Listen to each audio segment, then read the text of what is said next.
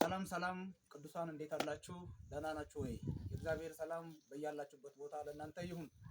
እኔ ወንድማችሁ ሚሽነሪ ሸዋንግዛው ዳርዛ እባላለሁኝ።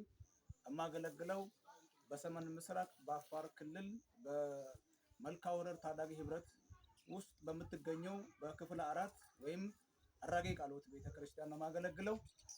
ዛሬ ይዤላችሁ የመጣሁኝ አንድ መልእክት አለኝ። ይህም ምንድነው? ኋላ የምትመለከቱት ይሄ የቤተ ክርስቲያን ሰርቪስ ማለት የአባቶች ቢሮ፣ ወንጌላውያን ቢሮ፣ ኳየር ክላስ እንዲሁም ደግሞ እቃ ክፍል፣ እንግዳ ማረፊያ ብለን የሰራነው ይሄ ሰርቪስ በሁለት ጥቃቶች እንዲሆኑ ታገኙታላችሁ። አንደኛው አዋሽ ጎርፍ ከአንድም እስከ 3 በመግባት መጥቷታል። ሲቀጥል ደግሞ አምና 2017 መስከረም 16 ጀምሮ መሬት መንቀጥቀጥ ለተከታታይ ለ7 ወራታት እጅግ በጣም እንደመታት ነው የሚታወቀው። ይህ ደግሞ ለዚች ቤተክርስቲያን መሰረት ስላልነበራት ለመውደቅ ለዚህ በቅታለች። ከኋላ በኩል ቅስት አለ፣ በባላ ቆማለች፣ እየሄደች እንዳለች ይታያቸዋል።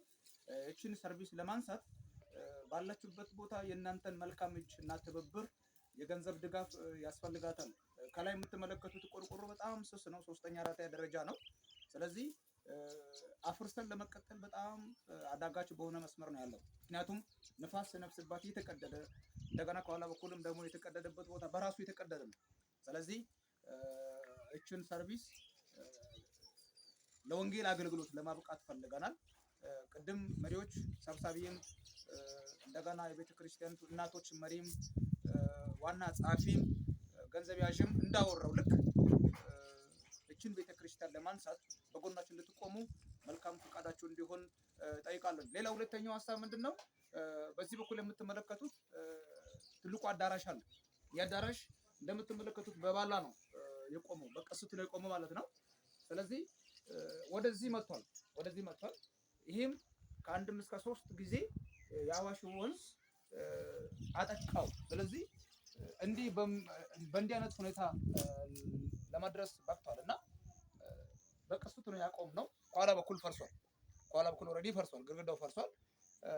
መጋረጃ ወጥረን እያመለክን ያለን ፀሐይ ጨረር ይገባል፣ ሌላም ነገሮች እየገቡ ስላሉ ዝም ብለን መጋረጃ ወጥረን ግድግዳው የለም ፈርሷል፣ ጭቃ ወርዷል። ስለዚህ ጥጋና ስራ ለመስራት ብዙ ሞክርን፣ አቅቶናል። ስለዚህ አቅማችን የሄደውን ያህል ሄደናል። እግዚአብሔር ባሳሰባችሁ መጠን ይህንን የወንጌል ድጋፍ በጎናችን እንድትቆሙ እየጋበዝኩትኝ። መጽሐፍ እንደሚናገር ዜና መጽሐፍ ላይ በእግዚአብሔር ቤት የሰራነው ወይ ለእግዚአብሔር ቤት ብለን የሰራነው መልካምን ስራ የእጃችንን ስራ ብድራት እግዚአብሔር እንደሚሰጠን ያወራል። ምናልባት ይህን ቤት በግንባታ ለማንሳት በተደጋጋሚ በእንጨት ሰርተናል፣ እንደገና እየፈረሰብን መጣ። ስለዚህ አሁን በግንባታ ለመስራት ተነስተናል።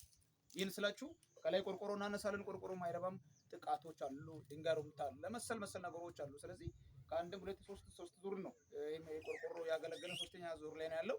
የመጀመሪያው ቤት ፈርሷል፣ እንደገና ጠገነው። 2ኛ ቤት ፈርሷል፣ እንደገና አሁን የ3ኛው ቤት ነው። አሁን ለአንዴና ለመጨረሻ እግዚአብሔር አምላክ ቢረዳን አዲስ ቆርቆሮ ገዝተን ለመስራት አስበናል። ይህንን ቪዲዮ የምትመለከቱ እግዚአብሔር አምላክ በመልካም ነገር የተቀጠቃችሁ፣ በመልካም መንፈስ የተቀጠቃችሁ የእግዚአብሔር ቅዱሳን የእናንተ በጎ ሐሳብ የእናንተ በጎ እጃችሁ ያስፈልገናል።